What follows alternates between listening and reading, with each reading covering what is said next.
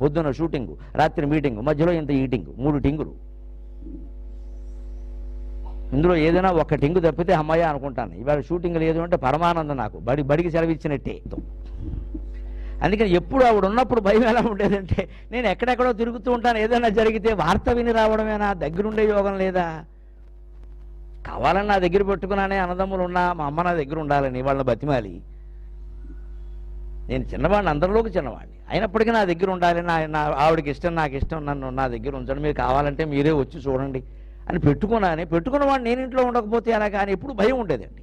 టీవీలంచును సాహితీ సభలు పోటీలంచు రాత్రింబవళ్ళు ఏ వైమానికమో అయోమయమో. టీవీలంచును సాహితీ సభలు పోటీలంచు రాత్రింబవళ్ళు ఏ వైమానికమో అయోమయమో. కావ్యంపన్ ప్రయాణంబులు అందేవేళన్ మరి కొంపముంచుదువయంచు, అందేవేళన్ మరి కొంపముంచుదువయంచు. ఎంతేని చింతింతు తల్లి నాకే వీలవునటు, నాకే వీలవునటు నాయొడింజనుట నాదే జన్మ పుణ్యముకో. చిత్రం ఏమిటంటే ఆమె మర్నాడు రాజమండ్రి వెళ్ళాలి. కార్యక్రమం ఒకటి, దానికి తోడు మా వదిన గారు పోయారు, మా శారద వాళ్ళ అక్కగారు. ఆవిడకి 50 ఏళ్ళు వయసు అయినా క్యాన్సర్ వచ్చి పోయింది పాపం. ఆవిడది 10వ రోజు, ధర్మోదకాలు ఇవ్వాలి. అక్కడికి భార్యాభర్తలు ఇద్దరు వెళ్ళారు. ఆవిడకి సొంతంగా అక్క, నాకు వదిన గారు, వెళ్ళక తప్పదు. ఈవెన్ మా మేనకోళ్ళకి అప్పగించే ఊళ్ళో మా మేనకోళ్ళు ఉంది, అది నాకంటే పెద్ద ఏడాది, మా అక్క కూతురు. కాసేపు నువ్వు చూసుకోవే సుభద్ర అన్నాను. దానికేముంది మావయ్య నువ్వు వెళ్ళరా, నేను చూసుకుంటానులే అమ్మమ్మనంది. ఆవిడ కూకటపల్లిలో ఉంది, ఆవిడ కూకటపల్లి నుంచి ఇంకా రాలేదు. 5:30కి ఈ పరిస్థితి జరిగింది. 6ంటికి నేను 9ంటికి గౌతమి ఎక్కాలి, ఇంట్లో 8ంటికి కారు చెప్పు, 8ంటికి వెళ్ళాలి. ఇది జరగకుండా ఉంటే అప్పుడు ఆ ఇబ్బంది రాకపోతే నేను 8ంటికి బయలుదేరి కారెక్కి వెళ్ళిపోయి 9ంటికి గౌతమి ఎక్కేస్తే తర్వాత ఏ వరంగల్లోనూ ఉండగా మధ్యలో ఫోన్ వస్తే నేనేం చేయాలి? అప్పటికన్నా అయిపోతాయి. ఇక్కడ వాళ్ళు ఏం చేస్తారు? ఇంట్లో మా మేనకోళ్ళు, దాన్ని మేము ఇద్దరం లేము, కొడుకు కోళ్ళు లేకుండా మేనకోడలు ఉండడం, ఆవిడకి ఏం చేయలేకపోవడం, ఆవిడ ఇల్లు కాదు అది. ఈ పరిస్థితిని మన చిత్తశుద్ధి, మన సంకల్పం, మన భగవద్భక్తి తప్పిస్తాయమ్మ, ఖచ్చితంగా కాపాడు. ఇలా జరగాలి, తప్పదు. నా తల్లికి అటువంటి ఇబ్బంది రావద్దు, నాకు ఆ ఇబ్బంది రావద్దు నేను ఎప్పుడూ అనుకునేవాడు మనస్సులో. భగవంతుడా, నేను ప్రజలకు ఏదో 4 మంచి మాటలు చెబుదామని తిరుగుతున్నాను, నాకు డబ్బులాశ కాదు ప్రధానం, నేను బతకడానికి అది వృత్తి, కానీ అదే ప్రధానంగా నేను ఎప్పుడూ చేయాలి. అందుకే నేను ఏదో నా పని మీద నేను తిరుగుతున్నాను, నాకు ఈ యోగం పట్టకుండా చూడు, నా తల్లికి ఏం జరిగినా నేను అక్కడ ఉండాలి అంటే ఆశ్చర్యం అండి. ఆవేళ 5:30కి జరిగింది, 8:30కి జరిగితే నేను చేసేది లేదు, నేను వెళ్ళిపోయేవాడిని అప్పటికి. అందుకని చెప్ప, పోటీలు, టీవీలు, వైమానికమో అయోమయమో. అయోమయం అంటే రైలు పట్టాలు, అయోమయ మార్గమే. అయ్యస్సు అంటే సంస్కృతంలో ఇనుము, అయోమయ మార్గం అంటే ఇనప పట్టాలు, రైలేగా. రైలు ప్రయాణం కూడా అయోమయమే. అందుకని విమానాల్లోనో రైళ్లలోనో తిరుగుతూ ఉంటానమ్మా, ఎప్పుడేం జరుగుతుందో, ఏళ్ళని మరి కొంప ముంచేదో ఎంచి ఎంతేని చింతింతు నాకే వీలవునట్టు నాయొడించేనుట మరి నాది జన్మ పుణ్యం.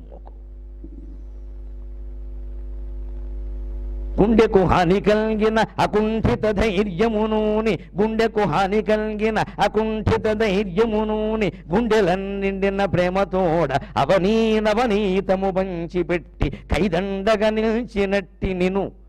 గుండెకు హాని కలిగిన అకుంఠిత ధైర్యమునూని, గుండెలన్నిండిన ప్రేమతోడ అవనీతము పంచిపెట్టి కైదండగా నిలిచినట్టి నిను. దారుణమవు చితి మీద పెట్టి నీ గుండెకు నిప్పు పెట్టి తిని కూడని పని కూడా ధర్మమా. చిన్న కొడుక్కి దహనం చేయాల్సిన పరిస్థితి రాదు, కానీ నాకు గూడు చుట్టూ మీద పోవడమే బాధ. అంటే దాని మీద రోకటి పోట్ల ఆవేళ ఏమొచ్చిందంటే, కింద పడిన నిప్పు పిడక ఓటు తీసి నేను గుండెల మీద పెట్టాల్సి వచ్చింది. మా అన్నయ్య చేశాడు మొత్తం అంతా, మా పెద్దన్నయ్య. అటువైపు వాడు నుంచున్నాడు దేహానికి, నేను ఇటువైపు నుంచున్నా.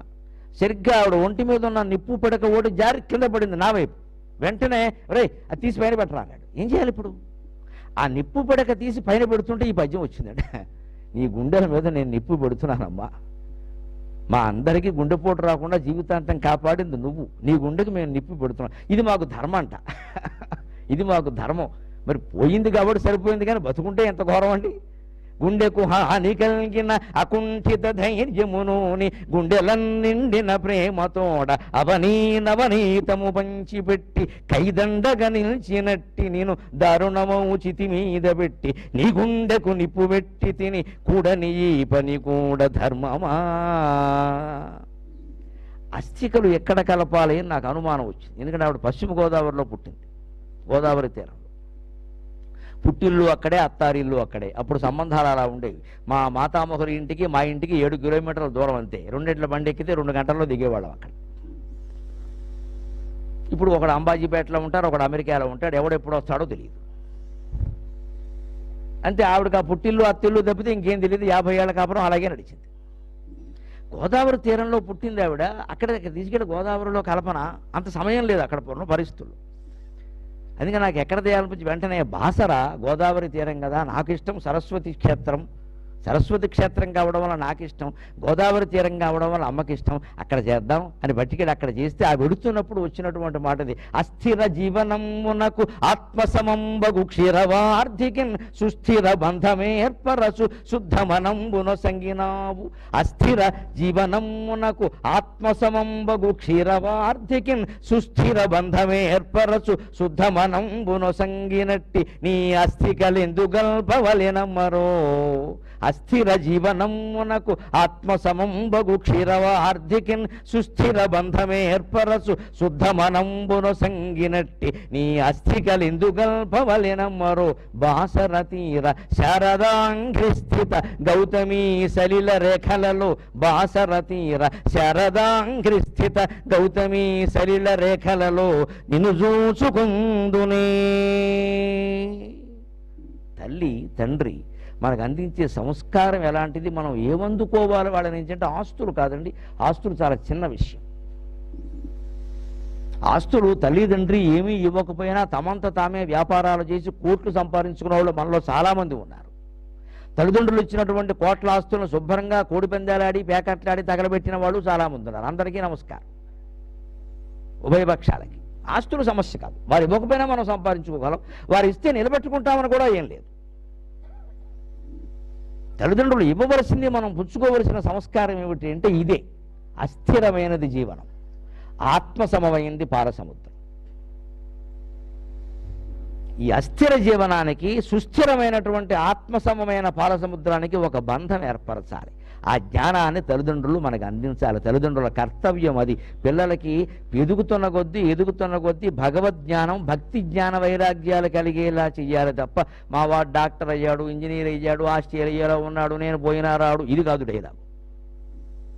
ఎందుకు వాడి బతుకు మన బతుకు, మనం పోయినా కానీ వాడు రానప్పుడు వాడు సుఖంగా ఉన్నాడులే నువ్వు అనుకుంటున్నావమ్మా, వీళ్ళకి అనుకో. ఇంతే. ఇదే ఆలోచన అండి. అసలు జీవితానికి సార్థకత డబ్బు కానీ, ఆస్ట్రేలియా కానీ, అమెరికా కానీ, డాక్టర్ కానీ, ఇంజనీర్ కానీ కాదు. ఆత్మజ్ఞానం పొందడం ఒక్కటే సార్థకత. అది పొందలేని వాడు జన్మే వ్యర్థం. అవిజ్ఞాతే జన్మ నష్టం, విజ్ఞాతే జన్మ సార్థకం, జ్ఞాతురాత్మాన దూరే స్యాత్ ఇది వేదాంతరిండిమఖ. శంకరాచార్య చెబుతారు వేదాంతరిండిమలు. అవిజ్ఞాతే జన్మ నష్టం. నేనెవరు అనే ప్రశ్నకి సమాధానం తెలుసుకోలేకపోతే నీ జీవితం మొత్తం నష్టం. విజ్ఞాతే జన్మ సార్థకం. 10 ఏళ్ళకే తెలుసుకున్నా సరే, 20 ఏళ్ళకి తెలుసుకున్నా సరే, ఆ ఒక్క ప్రశ్నకి సమాధానం తెలుసుకుంటే జీవితం సార్థకం, జీవిత లక్ష్యం సాధించినట్టే. పైగా ఇంకో సులభమైన ఉపాయం చెబుతున్నారు ఆయన. జ్ఞాతురాత్మాన దూరే స్యాత్. పోనీ తెలుసుకోవడానికి నేను ఎక్కడ తెలుసుకోనండి, అది కాశీలో ఉందండి అనుకో. జ్ఞాతురాత్మాన దూరే స్యాత్. ఆత్మను తెలుసుకోవడం కంటే సులభమైన విషయం ఇంకోట్లేదు. ఎందుకంటే అది నువ్వే, ఎక్కడికి వెళ్ళక్కర్లేదు. ఉన్న చోట కూర్చొని ఆలోచిస్తే చాలు. కనీసం ప్రతి మనిషి పడుకునే ముందు మంచం మీద పడుకుని, ఎలాగో మన బతుకులకి నిద్ర పట్టి సావదు కాబట్టి ఒక 5 నిమిషాలు నిద్ర పట్టే వరకు నేనెవరు, ఈ శరీరమా, ఈ బుద్ధ, ఇంద్రియాల, మనస్స, ఎముకల, రక్తమా ఆలోచించండి. నిద్ర పట్టకపోయినా మోక్షమైనా వస్తుంది. పడితే నిద్ర పడుతుంది, గొడవలేదు. అది ఆలోచించడం. తెల్లాలు అయితే ఇన్కమ్ ట్యాక్స్ వాళ్ళు వస్తారు, ఏం జవాబు చెప్పాలో. అబ్బాయి ఫోన్ చేయలేదు, ఎలా ఉన్నాడో రేపు కనుక్కోవాలి. లేకపోతే ఇంకా ఇదే, కొడుకు పెళ్ళేవాలా, కోడలు నీళ్ళు వేసుకోవాలా, కూతురు అల్లుడు ఈ మధ్య కొంచెం అదో రకంగా ఉంటున్నారు. అలాగే ఉంటారమ్మా దంపతులు అన్నాక. ప్రేమించుకునేటప్పుడు హాయిగా ఉంటారు, తర్వాత అదో రకంగానే ఉంటారు. పెళ్ళి అంటే అంతే. నేను ఎక్కడో అవధానం చేస్తుంటే అడిగారు, ఆడవాళ్ళకి మెడలో మంగళసూత్రం ఉంటుందండి, పెళ్ళి అయిన గుర్తుగా మగాళ్ళకి ఏముంటుందన్నారు. 7 మొహం ఉంటుంది చూసుకో అన్నాను. నమస్కారాలు చెబుతున్నా నవ్వకుండా ముచ్చు మొహం పెట్టుకున్నాడు అంటే పెళ్ళి 10 ఏళ్ళు అయిందని లెక్క. ఇక వాడు నవ్వడు ఆ ముహూర్తం. అందుకే ఈ పెళ్లికి అంటే మనం అంత పడకు, మా అబ్బాయి పెళ్ళండి మా అమ్మాయి పెళ్ళండి కొద్ది కుదురుతుందమ్మా, గంతకు దగ్గర బొంత ఎక్కడో ఉందో ఒక ఆవిడ వస్తుంది, కంగారు పడకు, తలుపు కొట్టి వస్తుంది, ఇంక మళ్ళీ వెళ్ళదు, నేను పంపేస్తుంది బయటికి. ఆవిడ వచ్చిందంటే మనం వెళ్ళిపోవడమే. దీని గురించి అంత కంగారు పడిపోవాలా? అమ్మాయ్యా పెళ్ళి అయిందండి అనుకున్నా, అయిందమ్మా చాలా అవుతాయి, 16 రోజులు బయట మోగుతాయి, తర్వాత బీపీ మోగుతాయి బాధ్యాలు. పెళ్ళి ఒకటేనా శుభం? అన్నీ అశుభాలే. ఇంకా ఆ పెళ్లి తర్వాత వస్తున్నాయి అశుభాలు. నేను అంతవరకు సుఖంగా ఉన్నాడు వాడు, సత్రం పోయిన మటన్ నిద్ర, అక్కడి నుంచి తగులుకుంది ఇంకా సంసారం. మళ్ళీ వాడుకో 2 గూళ్ళు, ఇక్కడ గుండు అరగుండు, మళ్ళీ వాళ్ళ బతుకుల కోసం వీళ్ళిద్దరూ అంకితం. ఇంక ఎవరికి ఏమీ లేదని నాకు అర్థం కాదు. పిల్లల్ని కంటూ ఉండడం, పెంచుతూ ఉండడం, మళ్ళీ వాళ్ళని చదివిస్తూ ఉండడం, మళ్ళీ వాళ్ళకి పెళ్లి చేస్తూ ఉండడం, మళ్ళీ వాళ్ళని కంటూ ఉండడం, ఇదేనా? ఇది జంతు జీవనం అండి. నన్ను మన్నింతులు కాక, మనుషుల జీవనం కాదు, ఇది జంతు జీవనం. ఇది జంతువులు చేస్తాయి పనులు. పావురం ఒక నెలలో 2 సార్లు గర్భం ధరిస్తుంది, ఏడాదికో 18 సార్లు పైన ధరిస్తుంది. ఎన్ని గుడ్లు పెట్టింది పావురం? అది మనం అంతేనా? అలా గుడ్లు పెట్టడం, పోషించడం, రెక్కలు వచ్చాక వెళ్ళిపోవడం ఇంతేనా?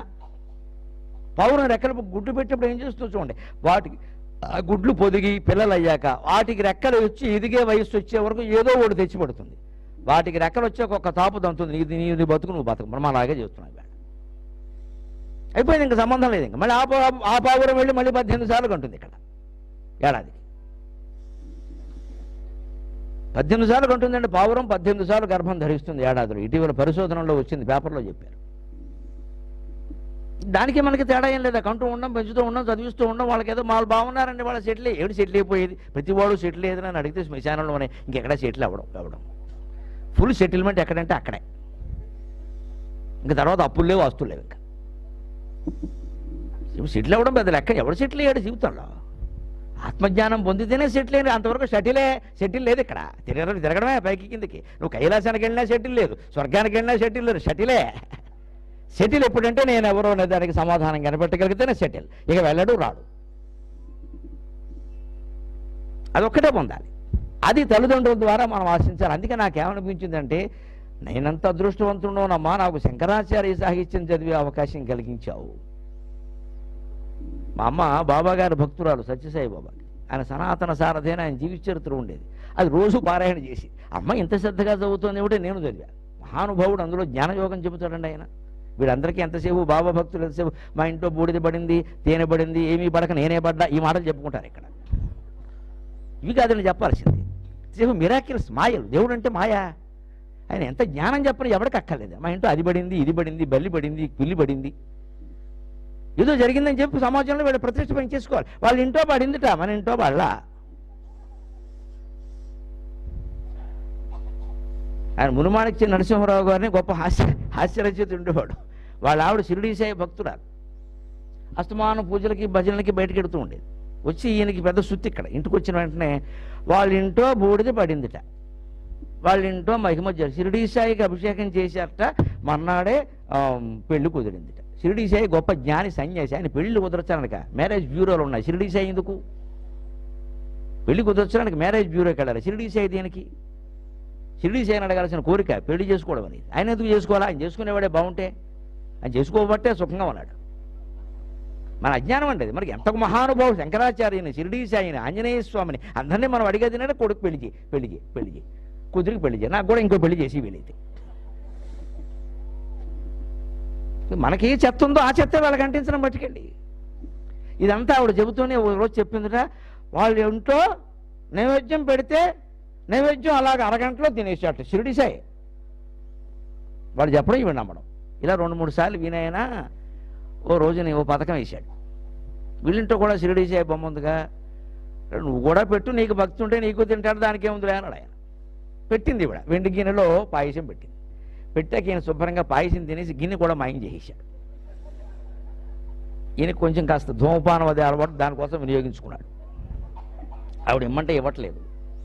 శుభ్రంగా తాకట్టెట్టేసి తర్వాత గిన్నెది ఉంది. నువ్వు గొప్ప భక్తురాలి, వాళ్ళ ఇంట్లో పాయసమే తిన్నాడు, మన ఇంట్లో గిన్నె కూడా పట్టుకెళ్ళాడు. మహిమలు ఇలాగే ఉంటాయి. కానీ మా అమ్మని నేను, ఏమిటమ్మా ఆ పుస్తకం అలా చదువుతున్నావంటే, నీకేం తెలుసురా ఒకసారి చదవరా అందండి. ఏదో ఇంటర్మీడియట్ డిగ్రీ ఎప్పుడో తీసుకుని చదివా. గొప్ప జ్ఞానం గురించి చెప్పారు. ప్రతి ఉపన్యాసము జ్ఞానమయం. నాకు ఆ జ్ఞానం పట్టింది, ఈ మహిమలు నాకు అక్కర్లేదు. అక్కడి నుంచి క్రమంగా భారతం చదవాలి, రామాయణం చదవాలి, మూల గ్రంథాలు చదవాలి, అక్కడి నుంచి శంకర సాహిత్యం చదవాలి, ఇలా వెళ్ళిందండి మనస్సు. అందుకే నేను చెప్పాను శ్లోకంలో, నాకు ఆ సుస్థిరమైన మనస్సునిచ్చావమ్మా, ఇంకేం కావాలి. అస్థిర జీవనమునకు ఆత్మసమంబగు క్షీరవార్థికిన్ సుస్థిర బంధమేర్పరచు శుద్ధ మనంబున సంగినట్టి నీ అస్థికలెందుగల్పవలెనమ్మరో బాసర తీర శారద అంఘ్రిస్థిత గౌతమీ సలిల రేఖలలో నిన్ను చూచుకుందునే.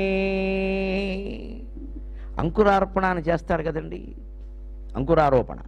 ఈ బీజాలు నాటుతారు, మొలకలు వస్తాయని చూస్తారు. 10వ రోజు కొండపెడతలో మొలకలు ఎంత బాగా వస్తే అంతగా పెద్ద పితృదేవతలు అనుగ్రహించినట్టు అంటారు.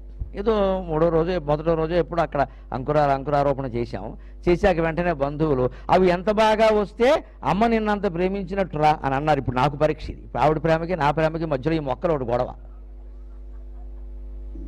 ఇవే మనిషికి టెన్షన్ పెంచే విషయాలంటే. నేను ఎంత ప్రేమించానో నాకు తెలుసు, ఆవిడెంత ప్రేమించిందో ఆవిడ మధ్యలో ఈ మొలకలేమిటి. ఇవి రాకపోతే ఇప్పుడు నేనేం చేయనట్టారా?